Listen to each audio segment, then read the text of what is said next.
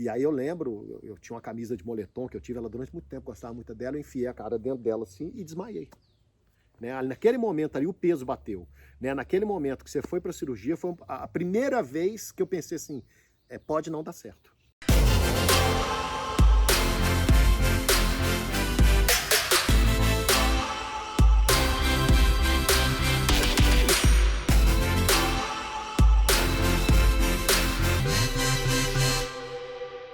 Estamos de volta. Eu vou contar pra vocês nesse vídeo, na verdade, meu pai e minha mãe vão contar pra vocês nesse vídeo sobre o meu problema de coração. Eu nasci com um problema cardiorrespiratório, né, que meu pai já tinha me falado, que não era só cardíaco, e eu não sei basicamente nada, assim, eu sei pelo que eles me contam, mas eu sei que foi uma fase muito desafiadora da vida dos dois, afinal era a primeira filha, muito neném, né, e era uma doença séria, e o intuito desse vídeo é realmente compartilhar essa história com vocês. Muita gente não sabe que eu já tive esse problema, e também vai que tem alguém aí passando pela mesma situação, né? E essa história pode servir de exemplo, de força, não sei. Enfim, vamos lá, vou deixar vocês contarem como que foi que descobriu, como foi passar por isso, enfim, pode começar você. Como é que eu descobri? Eu descobri quando você teve uma cólica muito forte, você tinha uns 15 dias, mais ou menos, e eu queria saber como que eu procedia, né? E aí a gente levou você num hospital, e a questão era a cólica. E aí a médica começou a tirar a roupa, examinar daqui, examinar dali. Eu já achei aquilo estranho. Eu falei, tá acontecendo alguma coisa, tava muito frio. E aí quando acabou, ela falou, olha, eu vou te dar o remédio de cólica que você tá querendo, mas eu preciso que você procure uma cardiologista pediatra. E aí eu disse, então tá, assim que der eu vou procurar. Ela falou, não, eu gostaria que você procurasse essa semana e até você ter o resultado dos exames, que você evitasse levá-la em hospital, para não correr risco de pegar alguma infecção, alguma coisa assim. E aí eu falei, não, tem alguma coisa estranha. Na verdade, eu já tinha tido uma percepção, mas que eu achei que era bobagem, porque me tiraram de cabeça, quando no hospital, na maternidade, para você mamar, no primeiro dia e no segundo dia, eu percebi que você ficava um pouco roxa. Levantava o labinho, fazia um T assim, roxo, mas eles haviam dito que era frio e eu deixei passar. E assim foi. E aí naquela semana a gente foi procurar. Na época na cidade eu só tinha uma cardiologista pediatra.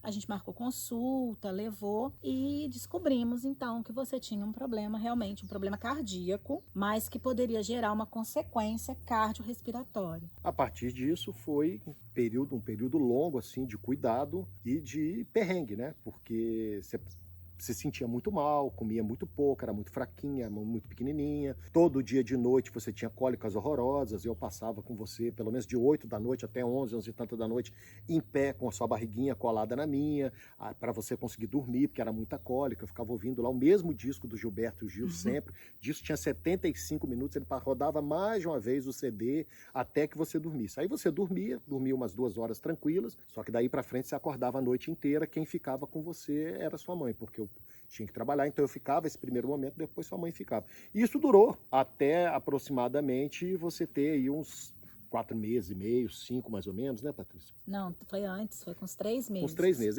A gente estava na Copa do Mundo de 94, estava vendo um jogo lá na casa da sua avó, da dona Olga, e aí tocou o interfone e era esse médico, né? Na época ele ainda era residente, né? Estava estudando ainda, e ele disse que era um conhecido, assim, razoavelmente próximo nosso. Ele era conhecido do meu patrão da época e tudo mais, e ele ficou sabendo numa festa que ele foi na casa lá da família do meu patrão, e ele foi lá. E aí, por uma coincidência, quando ele foi lá, tocou no assunto, quis saber, fazer perguntas.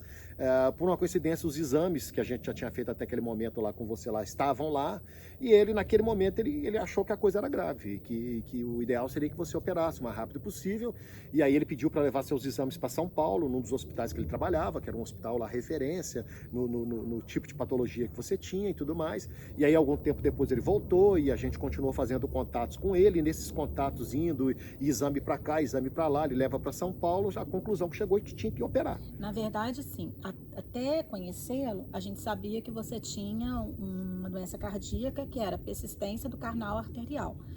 Tem um nome PCA, né, a sigla. E aí ele explicou pra gente que essa doença, ela era fácil de operar, porque ela era externa ao coração, mas que se você continuasse com ela, ela poderia gerar tanto problemas cardíacos, né, como o aumento do coração, entre outros, quanto problemas respiratórios, porque poderia dar tem um nome, mas eu não me lembro agora, mas é um problema no pulmão também, porque como era um canal que ligava o coração ao pulmão, aumentava o fluxo de sangue indo e vindo, então não só o coração trabalhava mais, como o pulmão também trabalhava mais.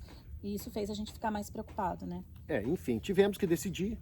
A médica de Juiz de Fora achou que tinha que esperar você completar 1 ano para operar, e nós tivemos que decidir se você iria operar naquele momento em que você estava aí com 6 meses de vida. E aí nós fomos para São Paulo, decidimos que a cirurgia deveria ser feita e fomos para São Paulo.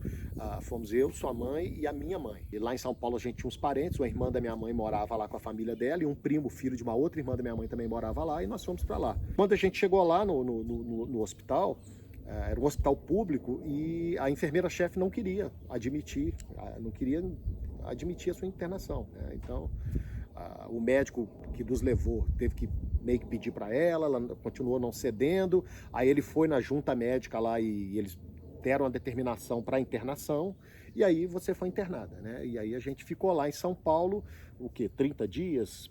Quase 30 dias. Quase 30 dias por conta disso. Mas assim, uma coisa que eu queria que vocês comentassem é como que vocês se sentiam, sabe? Porque assim, eu acho isso muito doido, pensar que na primeira filha, ainda tão novos, você recebeu uma notícia de um problema sério de coração, de que tem que operar, não tem, São Paulo. Como que foi isso, assim? Então, eu fui pega de surpresa, óbvio, né? Mas, ao mesmo tempo, acho que uma coisa que eu queria reforçar é que eu tive uma força muito grande. No nenhum momento eu entrei em desespero, se é o que você quer saber. Na verdade, assim, não foi fácil, porque era uma criança que exigia mais cuidados, né? E a gente tinha toda essa preocupação com você e tal, mas eu tinha uma força. E o seu pai já contou o caso do médico, que foi, na verdade, um anjo que apareceu na vida da gente, assim, e trouxe muito conforto também para esse momento que a gente estava vivendo. Porque ele explicava tudo. Ele explicava e ele trouxe uma possibilidade que naquele momento a gente não tinha, né? Porque quando a médica falava que a gente tinha que esperar 1 ano, é porque na nossa cidade, para fazer a cirurgia que você precisava, só depois de 1 ano. Entendi. Eles não tinham condição de operar bebê naquele momento. E ele trouxe a possibilidade da gente poder ir para São Paulo, um grande centro. E a gente não contava com aquele momento. Então as coisas foram acontecendo de uma forma também muito positiva, sabe? Eu tinha medo, mas não pensava muito no assunto, né? Então a gente assim, ia tocando a vida, ia fazendo o que tinha que fazer, né? Tinha os cuidados que precisavam ter com você. E a gente seguia a nossa vida normal, porque assim, você estava vivendo, né? Estava viva. Vários momentos do dia a gente sentava, brincava com você, como brincava com qualquer outra criança. E aí tinha os momentos de perrengue. Eu acho que toda criancinha nova tem algum probleminha, passa mal, tem uma cólica e tudo mais. Então, só que no seu caso era uma coisa mais pesada, né? E a gente se acostumou. A gente acostumou com aquele padrão e a gente foi seguindo. Bom, aí fomos lá para o hospital e no hospital, era um hospital público, e ficamos em quarto de enfermaria. Eram 6, se eu não estou enganado, acho que eram 6 leitos no hospital. E para o acompanhante no hospital não tinha cama, era cadeira, uma cadeira de madeira, dura, né? E aí tinha uma outra criança com um problema sério, colocou uma válvula no cérebro, tinha uma outra criança esperando para fazer uma cirurgia, um transplante, não sei se era de fígado ou o que era, não lembro. Tristeza. Já estava lá um tempão, a gente estava bem perto do setor de oncologia, então, assim, a gente ficava muito próximo daquela situação. A sua mãe, ela ficou no hospital todos os dias, a sua mãe saiu uma única vez do hospital, ela saiu uma tarde, no dia que você operou. Você operou, foi para o CTI, e aí a sua mãe saiu, foi na casa da minha tia, tomou um banho. No hospital, a recomendação era que ela ficasse lá para descansar, que ela não voltasse, mas ela quis voltar e foi bom que ela voltasse, porque durante a noite foi necessário que ela fosse lá e tudo mais. Mas, assim, era muito difícil. E eu não ficava todo dia no hospital, eu ficava dia sim, dia não, eu revezava com a minha mãe. Então, no dia eu ficava e no outro dia minha mãe ficava. No quarto de enfermaria não tinha conforto nenhum. Fora do quarto de enfermaria tinha um divã, uma poltrona lá que dava para dormir. Só podiam entrar 2 pessoas por vez, né? Tinha crachazinho. Depois eu consegui arrumar mais crachás e tudo mais. Num dado momento a gente conseguiu colocar 6 pessoas lá dentro do hospital. Mas, assim, passamos assim cenas, vai alongar muito se for contar cada detalhe, mas nós passamos muitas cenas muito complicadas no hospital, inclusive com uma certa resistência insistência dessa enfermeira que não queria, num primeiro momento, a sua internação. E aí a gente também deu uma outra sorte, que andando no corredor do hospital, minha mãe estava com você lá no quarto, eu e sua mãe andando no corredor do hospital, uma pessoa passou por nós e chamou sua mãe de Olguinha. E aí a gente foi descobrir que aquela pessoa era uma parente da sua mãe, que trabalhava lá dentro do hospital, que era uma chefe de um setor qualquer do hospital lá. Naquele momento, a perseguição lá da enfermeira, se é que eu posso chamar assim, né? Posso estar sendo injusto demais com ela, mas acabou o perrengue ali nesse sentido no hospital. A gente passou a ter mais atenção nesse momento, né? Ou ter uma atenção mais positiva nesse momento.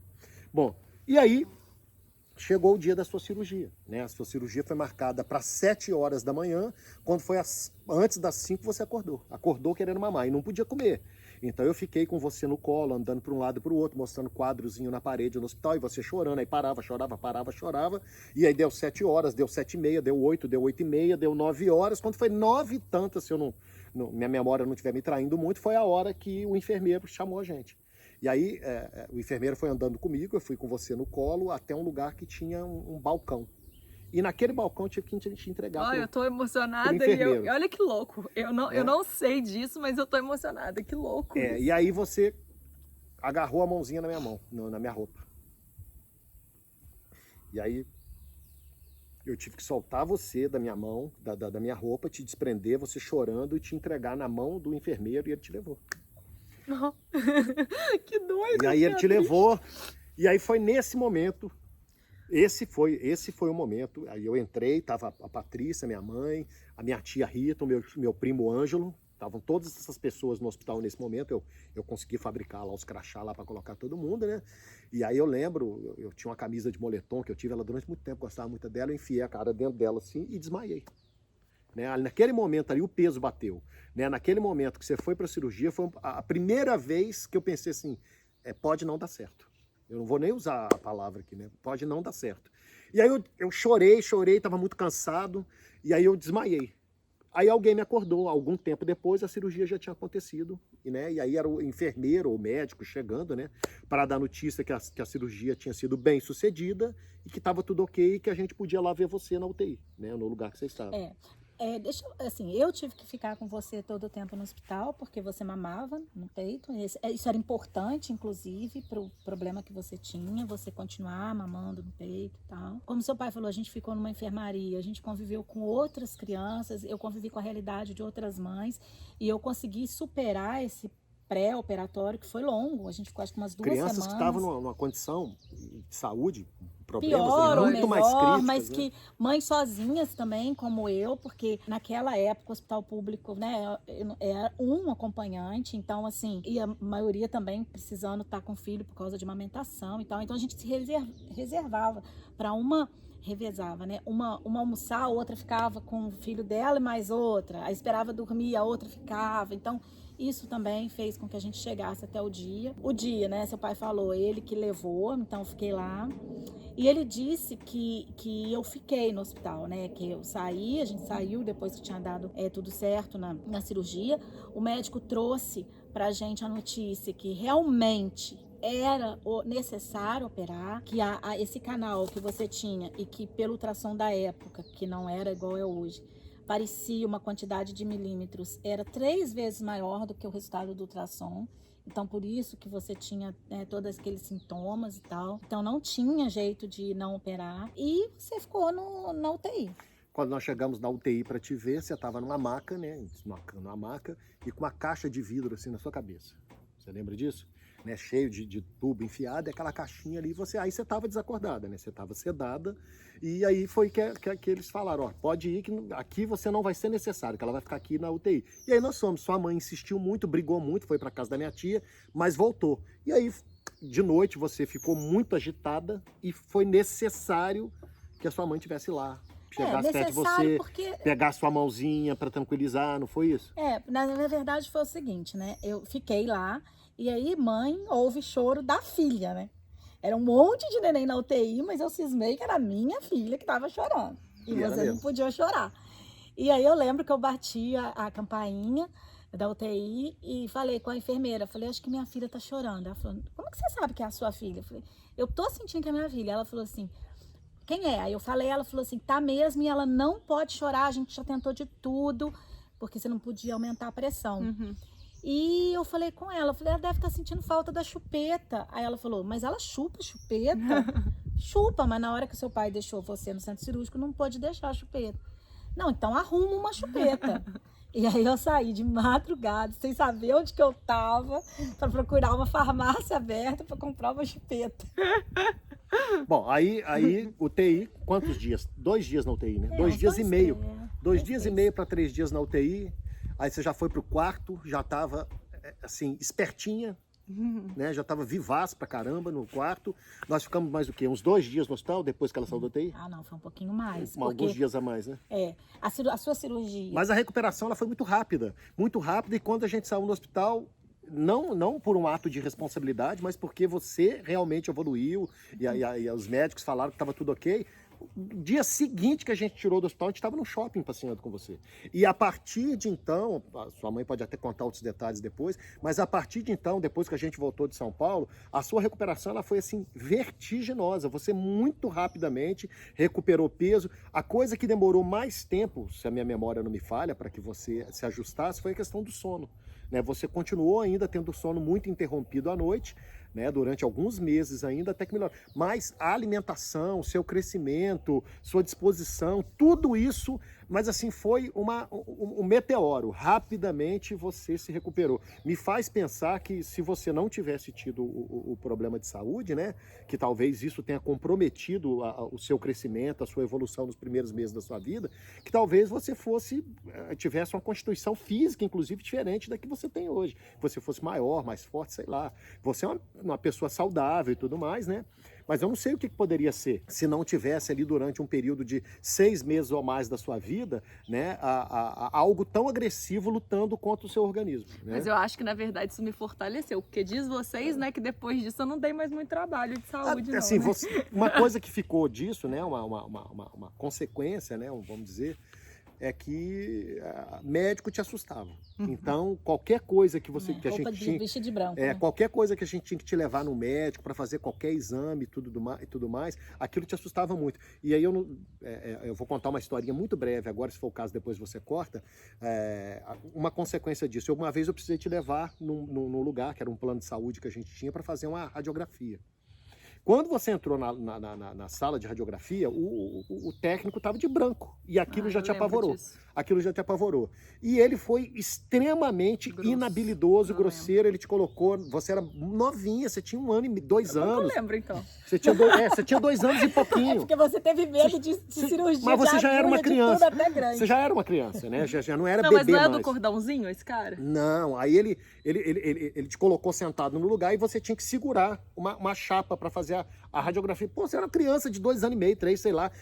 Aí ele te colocava reto, você encurvava. Aí ele vinha e te acertava de novo, você encurvava. E aí ele foi perdendo a paciência. E numa dessas que ele perdeu a paciência, ele pegou a chapa e bateu com a chapa na maca. No... Na hora que ele fez isso, eu fui atrás dele. E aí foi uma cena ridícula, porque fui eu correndo atrás dele, em volta da maca. Ele fugiu para a recepção do plano de saúde, eu fui atrás dele. Tinha um cinzeiro grande, eu peguei o cinzeiro e arremessei. O bicho ia, assim, foi por pouco que eu não peguei o cara. Né? Mas por conta não mexe com a minha cria, né? Por conta desse pavor que você passou a ter. Ele nem né? imaginava, E aí, né? isso... em conjunto com a inabilidade do profissional de lidar com uma criança para aquela situação, eu já estava nervoso antes, né? Quando eu senti que você não estava, que a coisa não estava funcionando, eu já estava tenso com o seu medo. E aí aquilo me fez explodir. A minha reação foi essa. Então foi uma sequela que ficou, né? Assim, demorou para você... Para fazer um exame de sangue era uma coisa horrorosa. Eu tinha que te colocar sentado no meio das minhas pernas, segurar o seu corpo, te prender. E aquilo era terrível para mim, porque você estava apavorada com aquilo e eu te segurando, te prendendo. Mas tinha que fazer, né? Mas assim, tem outras coisas, né? Por exemplo, quando seu pai falou que a gente chegou lá na UTI e viu você toda cheia de fio e tal, eu agradeci a Deus, porque eu pensei, ela ter feito tão pequenininha, ela ficava imóvel. Né? Então, assim, você não precisou ficar amarrada. As mães que eu estava convivendo, eu descobri, por exemplo, crianças que estavam com traumas de gritar à noite, porque o tempo que ficou na UTI, além de todos os aparelhos e fios, ainda ficava amarrado. Então a criança ficou traumatizada porque estava amarrada. Você não precisa ficar amarrada, porque na idade que você estava, nem virar você virava. Não. Então era mais tranquilo, né? E a cirurgia, quando eu não procurei saber como era.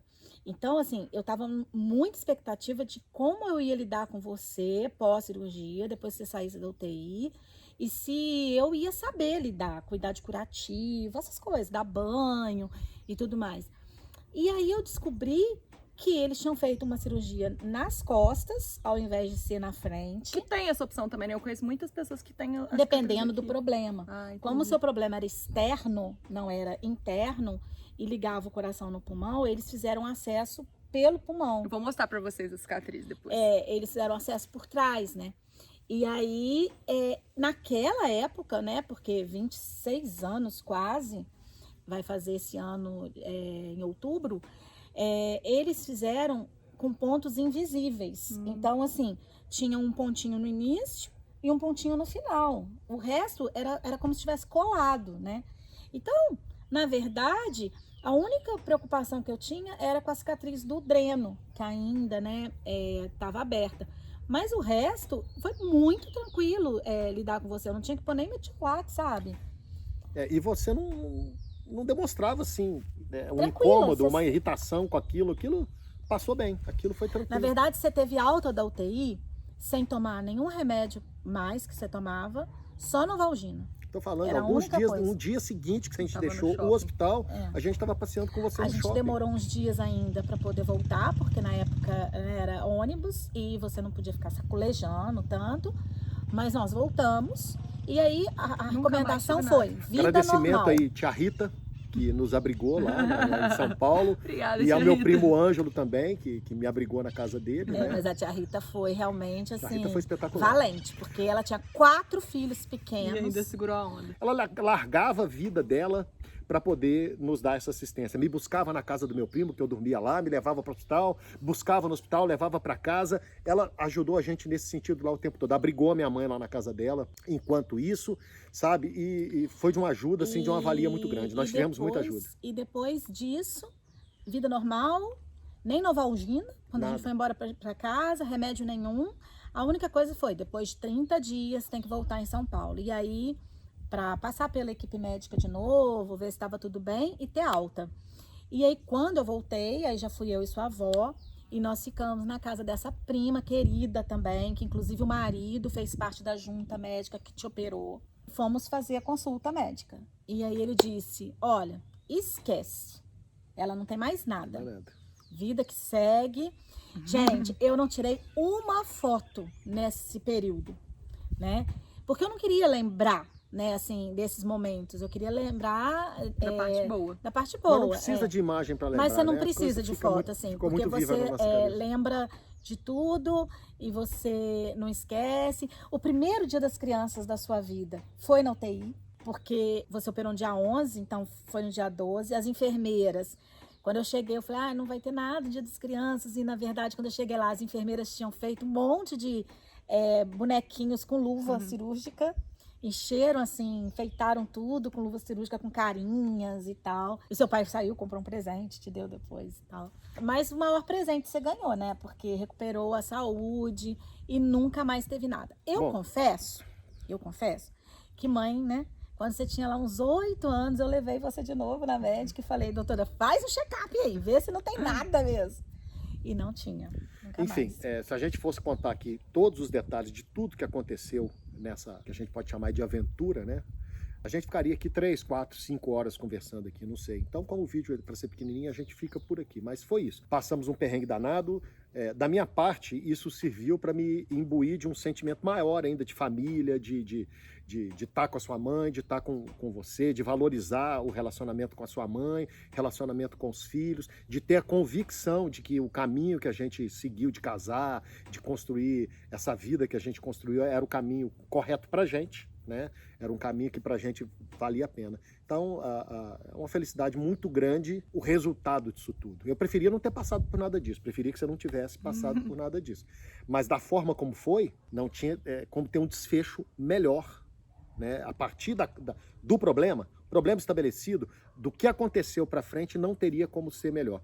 Nós conhecemos um caso que, infelizmente, não foi assim que aconteceu. Uma pessoa muito próxima, a filhinha teve o mesmo problema e eles não tiveram a mesma felicidade que a gente teve. Então, a gente é muito agradecido pela forma como isso aconteceu. E eu acho que isso contribuiu para você ser a mulher que você é hoje também. E né? para mim, me ajudou a perceber que a minha fé, né, em Deus era inabalável, assim. Porque eu também não queria ter passado por isso, não esperava ter passado por isso, mas acolhi isso como algo que fazia parte da minha história, da minha vida, e realmente tive uma força que eu atribuo à fé, porque eu acho que nunca na minha vida eu tomei uma decisão com tanta certeza e com tanta facilidade. Eu normalmente penso muito para tomar decisões, e eu acolhi a decisão, senti que era o melhor, e fui, e antes de ser minha filha, ser a filha dele. Então, o que tinha que ser, ia ser. Você só foi emprestada, eu acredito nisso. E é isso, tá aqui. E eu, assim, gente, não lembro de nada, né? Na verdade, assim, até hoje eu tenho alguns reflexos dessa época, como meu pai falou da questão do trauma que eu tive quando eu era criança. Até hoje eu ainda tô tentando entender algumas coisas que eu tenho de problemas respiratórios, de medo de respiração, de medo de dormir, que durante algumas fases da minha vida eu tive. Mas, assim, eu sou muito grata, mesmo tendo sido algo que eu não lembro, eu acredito que inconscientemente eu valorizo demais a minha vida pela oportunidade que eu tive de estar bem, de estar saudável, de ter passado por uma situação dessa e ter superado, sabe? Então, assim, eu acho que essa paixão que eu tenho pela vida, esse amor que eu tenho por viver, vem muito disso, assim, também, sabe? Que eu sou muito grata por estar viva. Então é isso, essa foi a nossa história, né? Se vocês tiverem qualquer dúvida, qualquer curiosidade, vocês queiram saber, deixa aí nos comentários. E eu espero que esse vídeo tenha sido interessante pra vocês. Eu sentia que eu precisava compartilhar essa parte da minha história, porque foi uma parte muito importante da minha história. Essa menina deu esse sustaço na gente, né? Mas não foi o único. Foi o pior, mas não foi o único. Ela nos deu vários outros sustos. Num outro momento, numa outra oportunidade, a gente conta outros sustos que eu, principalmente, tive. Ligada nos 220, né, queridos? Criança Ariana, entendeu? Eu não parava um segundo quieta. Mas isso aí é papo para outro vídeo. Então, se vocês gostaram, se inscreve aí no canal, ativa o sininho para vocês receberem notificação dos próximos vídeos. Um grande beijo e muito obrigada por vocês terem participado, tá? Amei. Beijo!